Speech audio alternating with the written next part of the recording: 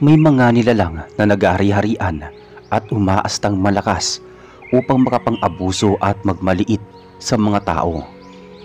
Pero hindi nila lubos na naisip na ang kanilang pagiging mapagmataas at arogante ang magdadala sa kanila sa kamatayan. Magandang araw po sa inyo at sa mga nakikinig. Ako po si Elmer at ang kwento ko pong ibabahagi sa inyo ay karanasan naming magkakaanak. Noong magbakasyon kami sa baryo ng aking biyanan at malaman namin ang kanyang matagal ng lihim. Taong 1997, nanirahan ng aking biyanang si Nanay Shoneng sa baryo ng San Gabriel kasama ang bunsong kapatid ng asawa ko na si Mercy. Matagal ng biyuda ang aking biyanan pero hindi na siya nagtangkang mag-asawa pa ulit. Minabuti na lamang niyang bumalik sa baryo na kanyang sinilangan kasama ang bunsong anak. May kanya-kanya kasing mga buhay ang kanyang mga anak kasama ang asawa kong si Mildred. Hindi na nakapag-asawa si Mercy at kasama na lamang siya ng biyanang ko. Meron siyang dugan at masasabi ko na may kaya ang kanilang pamilya. Ang asawa kong si Mildred ang madalas na napapagalitan ni Nanay Shoneng sa kanyang mga anak dahil may taglay itong katamaran. Mabuti na lang noong makabuo kami ng pamilya ay medyo nagbago na ang kanyang ugali. Mabait sa akin ang biyanang ko. Bago ko pa mapangasawa si Mildred ay pinatunayan ko sa kanya na kahit hindi ganoon kalaki ang sinesweldo ko sa trabaho ay kaya ko siyang buhayin at kaya kong bumuo ng pamilya. Ginawa ko ang lahat para mabigyan ng maayos na pamumuhay ang aking mag-iina. Kaya naman, boto sa akin ang aking biyanan. Isang araw ay nakatanggap kami ng telegrama buhat sa aking biyanan at sinasaad sa liham na niyayaya kaming magbakasyon sa baryo ni Nanay Shoneng. Namimiss na daw niya kami. Pati ang anak daw namin ni Mildred na si Mona. Ang kaisa-isa naming anak. Ang anak namin ay nag-aaral sa ikalawang baitang sa elementarya at sabik din siyang makita ang kanyang abuela dahil matagal niya na itong hindi nakikita. Hinintay namin mag-asawa na sumapit ang bakasyon para makarating kami sa baryo. Nagpaalam ako sa aking amo na magbabakasyon na ako ng ilang araw kasama ang aking pamilya. Nagtatrabaho kasi ako sa isang malaking taniman ng mga kalamansi at bawang. Nang malaman ng amo ko na sa baryo San Gabriel, doon kami magbabakasyon mag-anak, ay pinabaunan niya ako ng botilya na may kinatas na kalamansi at dinikdik na bawang. Baunin ko daw iyon bilang proteksyon dahil sa pagkakaalam niya ay marami naninirahang mga aswang sa lugar na yon. Isaboy ko lang daw laman ng botilya sa balat ng mga aswang at siguradong masusunog ang kanilang mga balat. May allergic reaction daw sa balat ang mga aswang kapag ito ang ginamit. Bukod sa pangontra sa aswang, ay ibinigay din ng amo ko ang kalahati ng aking sweldo para daw may pamasahe kaming mag-anak at maibili ng pasalubong. Matagal naman na akong nagtatrabaho sa taniman ng kalamansi at bawang. Malapit ang loob ko sa aming amo at tiwala siya sa sipag at pagtsatsaga ko sa pagtatrabaho. Kaya naman maayos siyang magpasweldo. Matapos kong magpasalamat, nagpaalam na ako at umuwi muna ako sa aming bahay. Inilagay ko sa aking pulsa ang botilya. Inabutan ko na nag-iimpake na ng mga gamit ang aking mag-ina dahil hindi muna ipinaalam sa kanilang dalawa ang mga sinabi ng amo ko at baka matakot sila at hindi na tumuloy sa baryo. Ayoko namang masira ang aming pagbabakasyon, saka naisip ko na meron naman kaming proteksyon kaya siguradong ligtas kami sa baryo. Maaga kaming nagpahinga noong gabi dahil kinakailangan naming gumising ng maaga at bumiyahe bago magbukang liwayway. Ganoon nga ang nangyari. Sa kinabukasan, bago sumikat ang araw, ay umarkila kaming mag-anak ng tricycle at bumiyahe kami sa malayong terminal ng bus. Mahigit isang oras bago kami nakarating sa terminal Halos inabot kami ng pagsikat ng araw. Mabilis namang napuno ang bus. Kaya lang, medyo malayo talaga ang baryo. Gumugol kami ng 4 na oras sa bus bago kami nakarating at bumaba sa isang malaking karatula sa bungad ng baryo San Gabriel. Liblib ang baryo, maraming punong kahoy, madamo, at karamihan sa mga kabahayan ay mga bahay kubo. Hindi pa masyadong mga simentado ang mga daan, kaya mayroong mga lubak at mababatong mga daanan. Madalang ang mga tricycle at karamihan ay jeep ang mga bumabiyahe. Naglakad-lakad kami mag-anak at napansin naming tumigil na sa mga gawain ang mga tao sa daan. Itinutok nila sa amin ang aming mga atensyon. Tahimik lamang silang nakamasid sa amin, kaya naisip ko nga magtanong kung saan nakatira si Nanay Shoneng. Binigyan lamang kasi kami ng panuto ng biyanang ko kung papaano makarating sa baryo, pero hindi naman niya iniilarawan sa liham ang eksaktong kinalalagyan ng bahay niya sa baryo. Maya-maya ay may tinanong akong ale. Natitig sa aking anak. Hindi siya tumugon at ngumisi siya sa aking anak. Pagkatapos ay inilabas ang kanyang dila na tila natatakam sa presensya ng aking anak. Kaya hinawakan ko mabuti si Mona at bahagyang inilayo sa ale. Masama pa ang kutob ko dito. Hindi nagtagal ay may babaeng sumigaw. Lumingon kaming lahat. Napangiti kaming mag-asawa pagkakita namin kay Mercy. Medyo malaki na rin ang pinagbago niya. Dalagang-dalaga na siya at matangkad. Sinalubong at yumakap siya sa aming mag-anak. Medyo nakahinga ako ng maluwag dahil dumating ang kapatid ng aking asawa.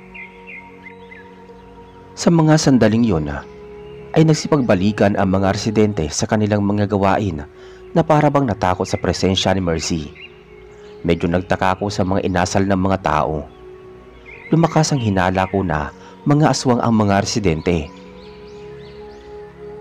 Naglakad-lakad kami at hindi naman malayo ang aming pinuntahan hanggang sa makarating kami sa bakuran ng isang malaking bahay na yari sa kahoy.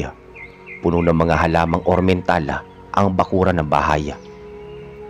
Pumasok kaming lahat sa bakuran at pagkatapos ay binuksan ni Mercy ang pinto ng bahay.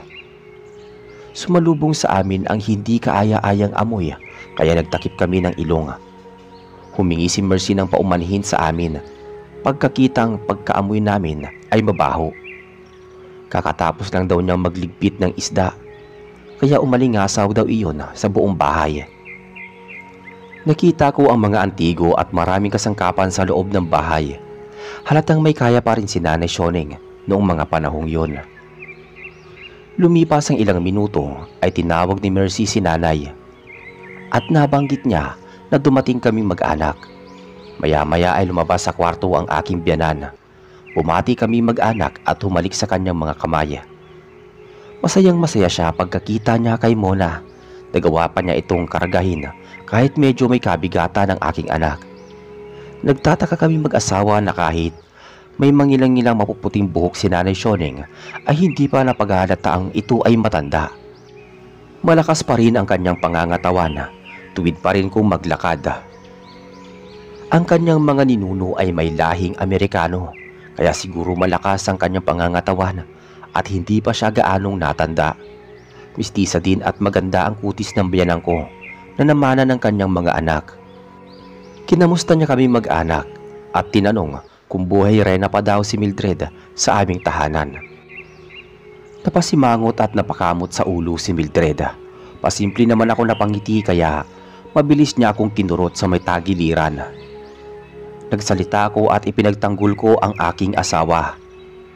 Nabanggit ko sa aking biyanan na matagal na nagbago si Mildred.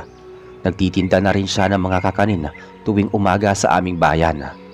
Masipag na din siyang gumawa ng mga gawaing bahay at katuwang ko siya sa hirap at ginhawa.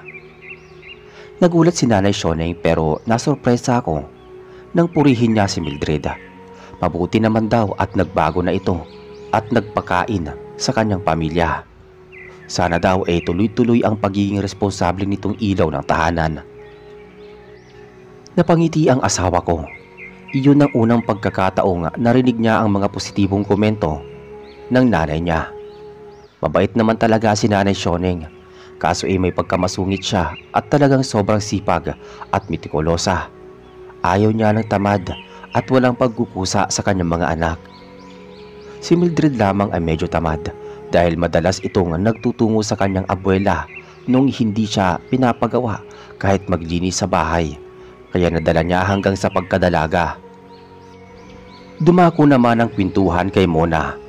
Naikwento ko kay Nanay Sioneng na marami na itong natamong karangalan nung nasa unang baitang ito sa elementarya. May kasipagan at pagtsatsaga siya sa pag-aaral. Bukod doon, magagalang siya sa mga kanyang guro at palakaibigan sa mga mag-aaral. Kita ko ang kislap sa mga mata ng biyanang ko. Mahal na mahal niya ang kanyang apo, kaya nakiusap siya sa amin na maglaan kahit isang linggo man lang na magbakasyon sa baryo. Bagay na sinang-ayunan naman ng amo ko. At saka madalang akong mag-leave, kaya mauunawaan naman niya. Nakasama ko ang aking pamilya. Hindi nagtagal iniyaya kami ng mag-ina na maghapunan dahil alam niyang gutom na kami. Naghanda silang dalawa ni Mercy ng sinigang na isda, kaso inapakunot noo ako noong mapansin na mayroong nakabukod na pagkain si Nanay Sioneng. Mukhang nilalang baboy ang kanyang pagkain. Tinanong ko si Mercy kung bakit nakabukod ang pagkain ng aking biyanan. Tumugon si Mercy at sinabing may mga bawal daw ditong pagkain at dati-rati ay dinadapuan ng sakit, kaya kailangan nitong sumunod sa doktor sa mga dapat nitong kainin. Biniro ko pa si Mercy at sinabing bakit pinapakain niya ng karning baboy si Nanay Sioneng. Posibleng tumaas ang presyon nito. Umiling-iling si Mercy at sinabing hindi iyon karne ng baboy, kung hindi karning usa na nahuli sa gubat. Pinagmasdan kong mabuti ang karne at napansin kong hindi iyon masyadong luto at halatang may bahaging hilaw. Napapaisip ako kung anong klaseng sakit meron ang aking biyanan, pero hindi ko na lang pinansin at nagpatuloy kami mag-anak sa pagkain dahil gutom na kami. Pagkatapos namin kumain, ay nagpatuloy ang kwentuhan namin mag-anak. Nagtungo kami sa may sala at medyo presko ang hangin. Hapon noon at malapit din lumubog na ang araw. Naitanong ko kay Nanay Sioneng kung mayroong mga aswang sa kanilang baryo. Napatingin siya sa akin at tanong ang ibinalik niya sa akin. Bakit daw naitanong ko ang tungkol sa mga aswang? Nagpakipit balikat na lang ako at sinabing kakaiba kung makatingin ang kanilang mga kapitbahay noong makarating kami sa kanilang lugar. Tumugon si Nanay Sioneng, totoo daw na may aswang sa kanilang lugar. Halos kalahati daw ng populasyon doon ay mga aswang. Kakaunti lang ang ordinaryong tao tulad ni Aling Loleng na may-ari ng maliit na tindahan sa bukana ng baryo. Hindi daw magalaw ang pamilya nito dahil meron silang mga anting-anting, kaya walang aswang na makabili o makalapit sa kanila. Huwag daw kami mag-alala dahil may mga kilala siyang mga ordinaryong tao sa kanilang baryo na pwede namin makausap at makapakalagayang loob. Kahit papaano ay nakahinga kami ng maluwag. Pinagtapat ko sa aking biyanan na binigyan ako ng aking amo ng butilya ng kalamansi at bawang na pangontra sa mga aswang. Namilog ang mga mata ng biyanan ko sa hindi malamang kadahilanan, pero agad naman siyang makabawi at sinabing mabuti naman daw pala at may panlaban kami sa mga aswang, pero hindi naman daw kami magagalaw ng mga aswang sa puder niya. Takot daw ang mga kapitbahay na aswang sa kanya, kaya hindi magagawang pagtangkaan ng masama si Mercy. Naalala ko na may katapangan si Nanay Sioneng. Naalala ko noon ay may nakaaway pa siyang lasinggero at kamuntik pa siyang bastusin. Kumuha siya ng itak at pinagbantaan ang lasinggero hanggang sa kumaripas ito ng takbo at hindi na nagpakita pa sa kanya. Napagtanto ko na kahit pala mga aswang ay hindi uubra sa kanya. Sumapit ang gabi at nagpahinga kami mag-anak sa isa pang bakanting silid tulugan. Maaliwalas naman ang kwarto at talagang nakatulog kami ng maaga dulot ng matinding pagod, kaso naalimpungatan ako noong bandang hating gabi dahil may narinig akong malalakas na huni ng aswang. Bumangon ako sa kama. Nakita kong nagising din pala si Mildred at narinig din ang huni. Pabulong kong sinabi sa kanya na malayo ang aswang dahil malakas ang huni nito. Tumayo ako at tinanong ni Mildred kung saan ako pupunta. Tumugon ako at sinabing magtutungo sa palikuran. Maingat kong binuksan ang pinto upang hindi maistorbo sa pagtulog si Mona. Bago pa ako makalabas ng silid ay biglang nawala ang huni ng aswang. Siguro ay umalis na ito at nagtungo sa malayong direksyon. Nasa may bandang likod bahay ang palikuran. Kinailangan kong lumabas ng bahay. Nakita ko pa ang maliwanag na kabilugan ng buwan sa may kalangitan. Nagmamadali kong tinahak ang palikuran at pagkatapos na makaraos sa pag-ihi ay nagmamadali akong pumasok sa loob ng bahay. Kaso inakita ko sa di kalayuan ang isang pamilyar na figura na nakayapak at duguan ang buong bestida. Nakilala ko si Nanay Sioneng. Magulo ang buhok at panaymansya ng dugo ang kanyang damit. Pumasok na ako sa loob ng bahay bago pa niya ako makita. Hindi ko malaman kung anong nangyari sa kanya pero lumakas ang kabog ng dibdib ko. Hindi ko mawari kung tama bang paghinala ang aswang din ng aking biyanan. Bumalik ako sa kwarto at inabutan ko na mahimbing na palang natutulog ang mag-ina ko. Kaya naman pinilit ko na lang matulog. Kaso hindi ko magawang matulog ng mahimbing dahil paulit-ulit na sumasagi sa aking isipan ang nakita ko sa aking biyanan. Inabot ako ng halos mag-uumaga na nakatulog. Pero nung tumilaok ang manok ay kaagad din akong nagising at sumalo sa almusal sa hapagkainan. Tulad ng dati, inakahiwalay pa rin ang pagkain ng aking biyanan. Malaking palaisipan pa sa akin kung bakit panay karni ang kinakain niya at mukha pang hindi masyadong tutok. Kung tutuusin, dapat isda ang kinakain niya. Mas masustansya ang mga laman dagat, kaya malakas ang hinala ko na posibleng nahawa ng pagkaaswang ang biyanang ko sa kanyang mga kapitbahay. Pero wala akong lakas ng loob na tanungin siya kung saan siya nanggaling sa nagdaang gabi at baka masamain pa niya at isiping pagdududahan ko siya. Lubos din na masasaktan si Mildred kapag nalaman pa niyang aswang ang kanyang ina. Patungo sa karatig bayan si Mercy para mamalengke at balak niyang isama na muna si Mildred. Kami lang ng biyanang ko at si Mona ang naiiwan sa bahay. Matapos namin mag-almusal ay nagpaalam si Mona na lalabas ng bahay pero binalaan ko siyang huwag lalabas ng bahay at karamihan ng mga kapitbahay namin ay mga aswang. Kaso ay kinausap siya ng biyanang ko at isinama sa tindahan ni Aling Loleng. Marami daw itong mga apo na kasing edad ni Mona na pwede niyang makalaro. Lalo akong naguguluhan. Kung aswang man ang biyanang ko, bakit nakipagkaibigan pa siya sa mga taong may anting-anting? Sa pagkakaalam ko takot ang mga aswang sa mga anting-anting, agimat at mga mutya.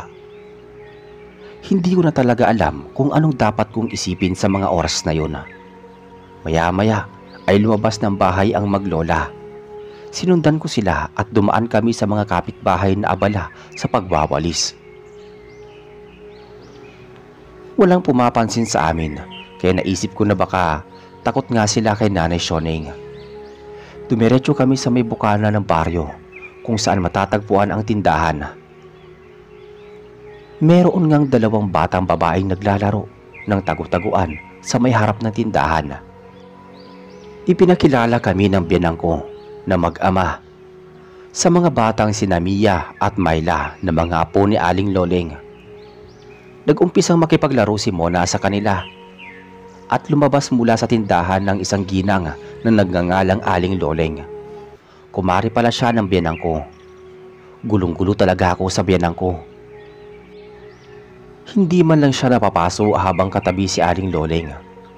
Maya-maya ay nagpaalam na ang biyanang ko at nagpaiwan ako sa may tindahan habang binabantayan ko ang aking anak sa pakikipaglaro sa mga bata. Noong bandang malapit ng magtanghali ay bumili ako ng merienda namin mag-ama sa tindahan. Nakakwentuhan ko si Aling Loling.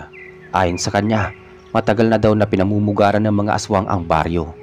Kaya lamang daw sila nakakatagal at ang iilang mga tao sa lugar na iyon ay dahil meron silang pangontra at dahil pinoprotektahan din sila ng biyanang ko. Takot daw ang mga aswang sa kanya simula noong manirahan na muli siya sa kanyang baryo.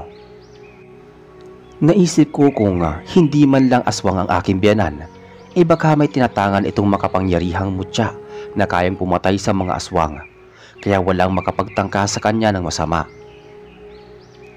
Sumapit ang tanghali at kinakailangan na naming makauwi, kaya niyaya ko na si Mona. Nagpasalamat naman ako sa kanya sa mga kalaro niya, partikular na kay Aling Loling, at naglakad na kami sa daan. Gusto namang may humarang sa aming dalawang batang babae na gustong makipaglaro sa aking anak. Humingi ako ng paumanhin sa kanila at sinabing kailangan na namin makauwi ng anak ko dahil kakain na kami ng pananghalian. Subalit makukulit ang mga bata at hinawakan nila ang tigkabilaang kamay ng aking anak at pinipilit siyang makipaglaro.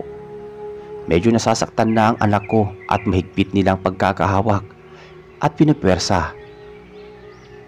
Kaya naman, pinilit kong tanggalin ang kamay nila at napabagsak sila sa may damuhan. Eksaktong lumabas ng bahay ang kanilang ama. Matangkad ito at mahaba ang buhok, mukhang sanggano. Binulyawan niya ako at ibinangon ang kanyang mga anak. Humingi ako ng paumanhin dahil aksidente ang nangyari. Hindi ko sinasadyang nasaktan at mapabagsak ang mga bata, kaso hindi niya tinanggap ang mga paliwanag ko. Bagkus ay pinanlisikan niya ako ng mga mata. Meron pa siyang dalawang binatang tinawag para samahan siya sa pagsugod sa akin. Halos magkawangis sila at nakita ko na namumula ang kanilang mga mata sa sobrang galit. Nakakuyom na ang kanilang mga kamao at biglang narinig ko ang tinig ng aking biyanan. Tumigil ang tatlong lalaki at tumingin ng masama. Tinawag ni Nanay Shoneng na Conrado ang lalaki at sinabing isa lamang itong dayo sa baryo, kaya wag daw umasta ang kaya niya lahat ng mga residente doon. Bumuelta naman si Conrado at nabanggit niya sa bayanan ko na wala siyang pakialam. Ang mahalaga ay makaganti siya sa ginawa kong kasamaan sa mga anak niya. Dinuro ng biyanan ko si Conrado at binalaan na sa oras na may mangyaring masama sa aming mag-ama ay itutumba daw niya lahat ng angkan ni Conrado. Matapos magsalita ng aking biyanan, iniyaya niya na kaming umuwi. Pagka-uwi namin, nagpupuyos pa rin sa galit ang aking biyanan. Huwag ko daw intindihin si Conrado dahil makitid ang isip nito at mainitin ang ulo. Mahirap daw paliwanagan kapag daw may binalak pa itong masama sa amin ay siya na daw ang kakalabanin nito. Wala daw siyang pakialam kahit malaki pa ang pangangatawan nito. Mas malakas pa siya dito. Medyo kinabahan ako sa mga sinabi ng aking biyanan. Nawala lang ang mga agam-agam ko nung dumating sina Mercy at Mildred na may dalang mga pasalubong na tinapay at mga pinamiling prutas at gulay galing sa palengke. Hindi na namin pinag-usapan ang tungkol kay Conrado. Naging maayos at tahimik naman ang buong maghapon. Kaso noong dumako ang gabi, ay binulabog kami ng malakas na pagkalampag sa bubong ng bahay. Doon ko narinig na nagmumura si Nanay Shoneng at nasambit pa niya ang pangalan ni Conrado. Hindi nagtagal nawala ang mga ingay mula sa bubong ng bahay. Mukhang si Conrado nga ang may kagagawa ng ingay sa bubong. Pinilit namin makatulog na mag-anak matapos ang nangyari. Kinabukasan ay balak buweltahan ng biyanang ko si Conrado. Kaso napigilan siya ni na Mercy at Mildred. Naisip na lamang nilang mag-picnic kami mag-anak sa gawing sapa para daw makapaligo kami sa malamig na tubig. Nagkaisa kami magdala ng pananghalian at dahil doon nabago ang mood ng aking biyanan. Maaga kami nagtungo sa sapa at hindi naman masyadong malayo buhat sa aming bahay. Masayang-masaya kami mag-anak na nagsipaglangoy sa sapa. Malamig ang tubig, presko pa ang hangin, kaso pakiramdam ko may mga matang nakamasid sa amin. Lumingalinga ako sa paligid kaso wala naman akong nakitang sino man sa may gawing kakahuyan. Kaya baka imahinasyon ko lamang iyon. Pagsapit ng tanghali kumain kami ng pananghalian at pagkatapos umuwi na rin sa aming bahay. Enjoy na enjoy si Mona at gusto niyang bumalik sa Sapa sa mga susunod na araw. At kung pwede daw isama pa niya sina Mia at Myla para meron siyang kalaro. Bagay na pinayagan naman ng aking asawa. Mukhang hindi na kami binulabog ng mga kalampag sa bubong ng bahay nung dumako ang gabi. Mahimbing kami nakatulog na mag-anak. Kaso noong kinabukasan, maagang nagpaalam sa amin si Nanay Shoneng at magtutungo daw siya sa bahay ng kamag-anak niya sa may gawing gulod.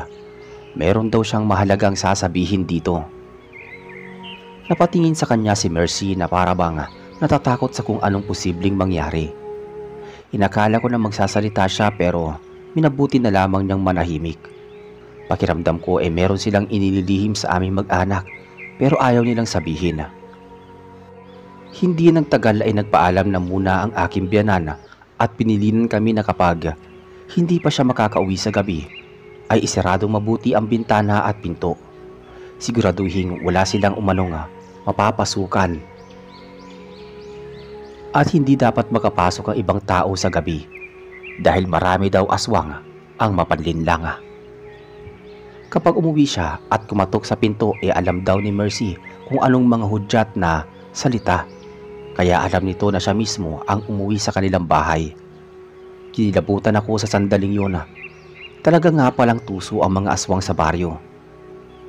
Binilinan ko si Mona na huwag na munang lumabas ng bahay at ipagpaliban ang pakikipaglaro kina Mia at Myla. At kung maaari, isa-isang araw na lang siya lalabas ng bahay. Masunurin naman ang aking anak. Alam kong naiintindihan niya kung bakit kailangan ko iyong sabihin sa kanya. Kaya hindi na siya nagtanong pa. Marami namang mga gulay at isdang nabili sa palengke sina Mercy at Mildred. Kaya nagluto na lang kami para sa pananghalian at hapunan. Sumapit ang maalinsangang hapon at nagawa naming magpahangin sa may bakuran dahil maraming puno ng saging at mangga. Pasimple kong tinanong si Mercy noong bandang hindi kami naririnig ng aking asawa. Tinanong ko siya kung bakit karne ang madalas na kinakain ng aking biyanan at hindi isda. Hindi rin masyadong luto at halos hilaw ang mga ito. Naglakas loob akong magtanong kung aswang ba ang aking biyanan. Seryosong tumingin sa akin si Mercy at inakala ko na magtatapat na siya ng katotohanan. Pero laking gulat ko na bigla na lamang siyang humalakhak at sinabing, saan ko daw napulot ang tanong na yun? Hindi daw aswang si Nanay Shoneng, subalit hindi pa rin ako mapalagay.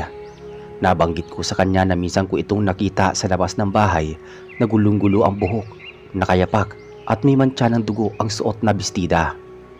Sa pagkakataong yun ay hindi siya nakapagsalita. Bahagya siyang nag-isip. Mukhang tama ang hinala ko. Magsasalita na sana siya nang biglang kumulog at kumulimlima. Nagpasya kaming lahat na pumasok sa loob ng bahay. Eksaktong pagpasok namin biglang bumuhos ang malakas na ulan at kasabay ang pagkidlat. Hindi na kami nabigyan ng pagkakataong makapag-usap ni Mercy at inasikaso ko muna si Mona. Nagpakwento siya sa akin ng mga alamat para makatulog siya noong hapong yun. Kaya naman kinuwentuhan ko siya habang si Mildred nakikipag-usap kay Mercy. Tumila lamang ang ulan noong sumapit ang takip silim. Pasado alas 7 ng gabi, hindi pa rin umuuwi si Nanay Shoneng. Mukhang may mahalaga nga itong inasikaso at may kalayo ang gulod, kaya hindi pa siya makakauwi. Maya-maya, meron akong narinig na umaangil sa labas ng bahay. Bahagya kong binuksan ang bintana at bumulaga sa akin ang mapupulang mga mata ng maiitim na aso mga naglalaway na nakaabang sa aming bakuran. Natakot ako at nabanggit ko kina Mildred at Mercy ang tungkol doon. Ipinasarado ni Mildred ang bintana at sinabi niya kahit anong mangyari, huwag kaming lalabas ng bahay at hintayin na lamang naming dumating si Nanay Shoneng. Subalit umalma ako at kinuha ko sa aking bulsa ang botelya na may kalamansi at bawang. Nasabi ko sa kanya na baka atakihin kami ng mga aswang bago dumating ang aking biyanan, kaya kailangan naming lumaban. Magsasalita pa sana si Mercy nang biglang makarinig kami ng mga umaangil sa labas ng bahay. Napakarami ng ingay kaya hindi napipigilan ang aking sarili. Lumabas ako ng bahay, sinundan ako ni Mona, Mercy at Mildred, at sumalubong sa amin sa labas ng bakuran ang malaking mga mabalahibong mga aswang na nakikipaglaban sa mga aso. May ilan sa mga aswang ang napupuruhan, kaya buong lakas kong binuksan ang botilya at isinaboy sa mga aso. Umusok ang balat ng mga aso na talsikan ng likido. Umatungal sila sa sobrang sakit at nagawa nilang kumaripas ng takbo hanggang sa halos hindi na sila makita sa dilim. Maya-maya ay nagsipagbagong anyo ang mga aswang at laking gulat ko. Ang pinakamalaki sa mga aswang ay walang iba kung hindi ang aking biyanan. Meron siyang 5 kasamang mga ginoo at ginang at 2 sa kanila ay mga sugatan. Nagimbal kami mag-anak sa aming mga nakita, pero wala kami nagawa dahil dali-dali silang pinasok ni Mercy sa loob ng bahay. Pagkapasok namin, inalalayan ng biyanang ko at iba pa niyang mga kasamahan ang 2 sugatan. Umupo sila sa mahabang mesa sa sala at pagkatapos nilawayan ang mga sugat ng 2 kasamahan. May sinambit silang orasyon at pagkatapos unti-unting umampat ang mga malalalim na sugat. Tumingin sa amin ang biyanang ko at humingi ng paumanhin sa hindi niya pagsasabi ng katotohanan. Ayon sa mga paliwanag niya, nabibilang daw siya sa pamilya ng mga gabunan. Pero noong magkaroon siya ng asawa, ay pinilit niyang baguhin ang sistema ng kanyang pamumuhay. Marahil ay nagtataka daw ako kung bakit kaya niyang makisalamuha sa mga tao sa baryo. Hindi pala gumagamit ng agimat ang mga ordinaryong tao sa tuwing nakikipag-usap o nakakasama niya ang mga ito. Ginagamit lamang nila iyon kapag meron daw dayong aswang o mayroong gusto sa kanilang gumawa ng masama. Pinaliwanag niya sa amin na karne ng hayop sa gubat ang kanyang kinakain sa tuwing sinusumpong siya ng pagkaaswang. Si Mercy daw ang nagdadala at naghahanda ng kanyang mga kinakain, kaya nakahiwalay parati ang mga inuulam niya. Ordinaryong tao daw si Mercy at kahit kailan hindi niya balak na ito ay hawaan. Dagdag pa niya na kaya siya nagtungo sa gulod ay para humingi ng tulong sa kanyang mga kamag-anak na makipagsanib puwersa sa kanya dahil nararamdaman niyang balak umatake ang angka ni Conrado sa bahay para patayin kami mag-anak. Ilang araw na pala itong umaaligid sa aming bahay, naghihintay ng tamang tiyempo. Hindi daw kasi alam ni Conrado ang kalakalan o sistema ng buhay sa baryo. Nagmamatapang daw ito dahil isa itong dayo, kaya malakas ang loob na manugod sa bahay ng isa pang aswang.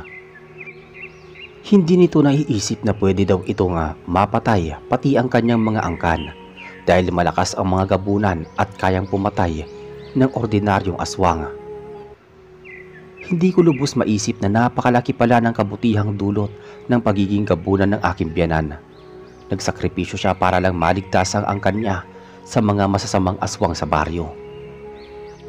Nagpasalamat ako kay Nanay Shoneng at humingi ako ng tawad sa kanya kung pinag-isipan man siya ng masama. Wala naman daw kaso iyon sa kanya. Ang mahalaga ay nasa maayos kaming kalagayan. Nabanggit pa niya na wag daw kami mag-alala sa mga kamag-anak niya at susunod naman na araw ay mawawala na ng kusa ang mga sugat nito. Kinakailangan lamang nilang makapagpahinga. Kaya naman, nilatagan sila ng banig ni Mercy doon sa may sala at doon nahiga ang mga kamag-anak ng aking biyanan. Kinabukasan matapos namin makapag-almusal, nasorpresa kami na nagtungo sa labas ng bakura ng asawa ni Conrado. Hindi siya pinapasok ng biyanan ko at kinausap na lang siya sa labas. Humingi ito ng tawad sa ginawang pag-atake sa nagdaang gabi. Medyo malubha daw ang kalagayan ni Conrado, pati ang 2 nitong kapatid. Ayaw na daw sana nila ng gulo at kung maaari daw makapagpatawaran na sila at nangako ang asawa ni Conrado na hindi makikialam sa mga kamag-anak ng aking biyanan. Pinatawad naman ni Nanay Shoneng ang asawa, pati ang pamilya ni Conrado. Basta tutupad daw ito sa usapan at magiging tahimik ang pamumuhay nila. Nagpasalamat ang asawa ni Conrado bago umalis sa aming bahay. Inabot ng tanghali ang kamag-anak ng biyanan ko bago sila umalis at bumalik sa gulod. Medyo maganda na ang kanilang pakiramdam at gumagaling na din kahit papaano ang mga sugat. Simula noon, hindi na kami pinapakailaman ni Conrado at kahit gumaling silang magkakapatid, ay umiiwas sila sa aming mag-aama. Marami pa kaming napasyalang mag-anak tulad ng Borol, Bukid Talon at Bundok.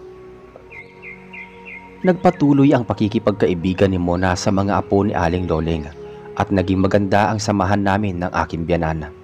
Sinulit namin ang 1 linggong pagbabakasyon bago kami bumalik sa aming lugar. Puspos kami ng mga masasayang alaala, hindi namin makakalimutan. Sa ngayon ay meron na akong mga apo. Nagtatrabaho sa syudad si Mona. Nagtatrabaho sa may syudad si Mona sa isang bangko. Samantalang ang asawa naman niya ay isang seaman sa barko.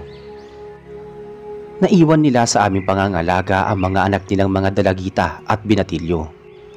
Matagal ng panahong namatay sa katandaan ang biyanang ko at palaisipan sa akin kung ipinasa niya ang pagkaaswang kay Mercy bago ito mamatay at nakapangasawa si Mercy at nagkapamilya. Nanatili si Mercy sa bahay ng biyanang ko kasama ang kanyang pamilya. At hanggang dito na lamang po ang kwento. Sana ay nagbigay ng aral ito sa mga tagapakinig. Maraming salamat po sa inyong pagsubaybay.